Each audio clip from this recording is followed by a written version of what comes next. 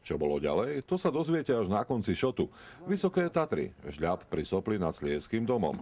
-10, chvíľu slnko, chvíľu sneh. Veľmi dobré miesto.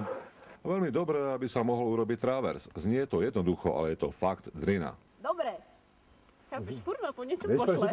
A ja idem zase nás. Preskočíme robotu. Travers. Dĺžka, dlhá. Výška, veľká. Tatry, krásne. Zima, poriadna. Erik je záchranár a podobným spôsobom musia občas dostávať dole ľudí uviaznutých v horách. Čo v podstate teraz budeme robiť niečo podobné, že sa tu na zavesíš? A bolo zle. Šli sme na to asi 50 metrov pod nami, až kým sa po žumarovaní nedomotali karabíny. Dal. Dobre si to tam dal? Drž jej. No urob také pohyby, Jožku. Žiaľ, lepšie bolo nehýbať sa. Situáciu sme napokon vyriešili a prišla čerešnička na torte. Lepšie povedané, Erik na skalnej veži. Sledujete to, čo sme sľúbili na začiatku. Ponadáva, skočí skôr, než plánuje. Kokso.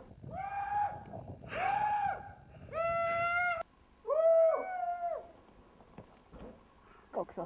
No čo hovoríš od Hláško, či čo? Hej, takže také provizorné lanovky. Z Velickej doliny vo Vysokých Tatrách pre televíziu Jožo Kubáni.